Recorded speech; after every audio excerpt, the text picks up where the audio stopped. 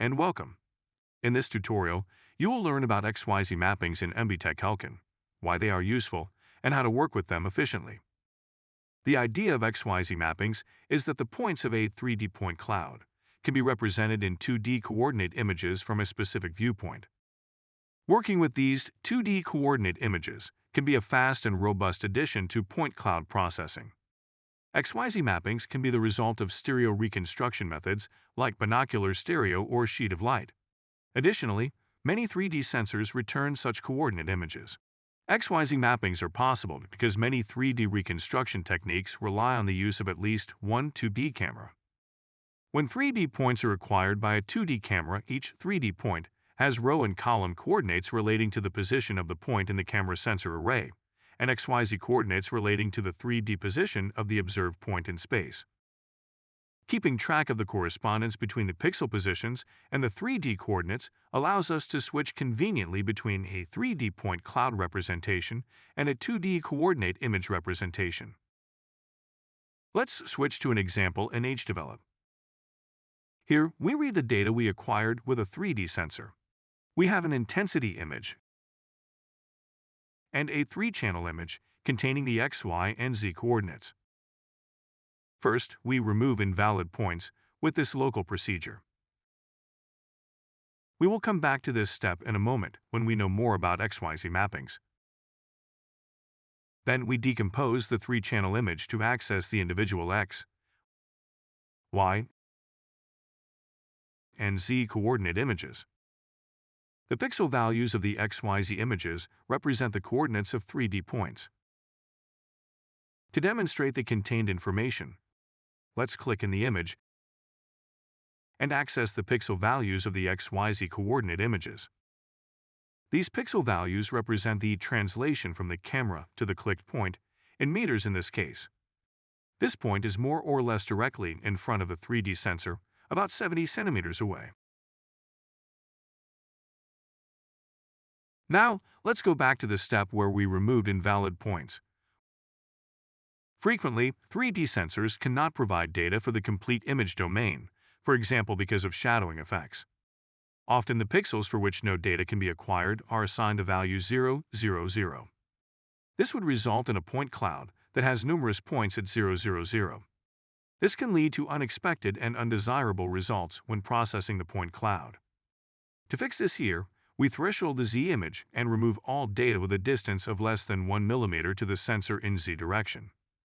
In this application, we don't expect any valid data this close to the sensor anyway.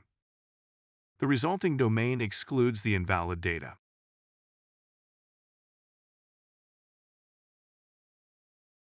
Now with this operator, we can convert the XYZ coordinate images into a 3D point cloud. Additionally, we generate a sphere using the coordinates of the clicked point.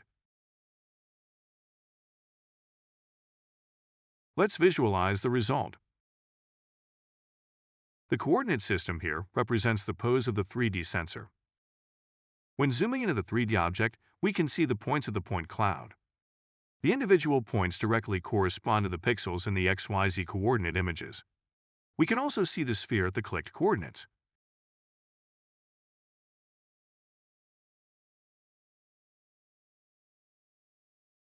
As previously mentioned, the 3D sensor we used here also returned an intensity image. We can add the corresponding gray values as an extended attribute to the 3D object model and get a vivid visualization.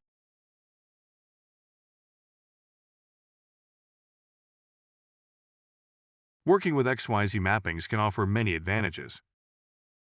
First, working with the 2D coordinate images can be a fast and simple addition to processing the 3D point cloud. This is also called 2.5D image processing. In the gray histogram of the Z image, we see that we can separate the background and foreground easily.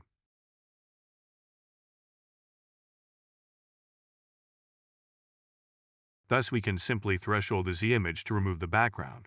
Here we remove all points that are more than 0.7 meters away from the camera in Z direction. Then we can reduce the domain of the Z image. The resulting 3D object model now consists of the boxes without the background. Combining simple and fast 2D pre-processing and sophisticated 3D point cloud processing offers much potential for speed-ups and creative solutions. When inspecting the 3D object model of the scene, we see here that the XYZ mapping is included. Much of the information that can be accessed via the coordinate images can also be queried directly from the 3D object model if a mapping is available. With getObjectModel 3D params and the parameter mapping size, we can query the size of the original coordinate images, much like we do with getImageSize. The row-column coordinates of the coordinate images can be queried as well, similar to querying the domain of the coordinate images and then using getRegionPoints. Last, the XYZ coordinates can be queried, similar to getGravel in the coordinate images. When a 3D object model includes an XYZ mapping, the neighborhood of the 3D points can be determined very efficiently and quickly. Thus, many operators that handle 3D data can benefit from XYZ mappings. For example, Triangulate Object Model 3D and Smooth Object Model 3D offer methods based on the XYZ mappings that can speed up the operators significantly. Additionally, there are operators where an XYZ mapping is mandatory, like Edge's Object Model 3D or FindBox 3D. This is the result when we run both operators on our 3D scene. We see the detected boxes and edges. This concludes this introduction to XYZ mappings in MVTec HALCON. You can download this HDevelop script to have a closer look for yourself.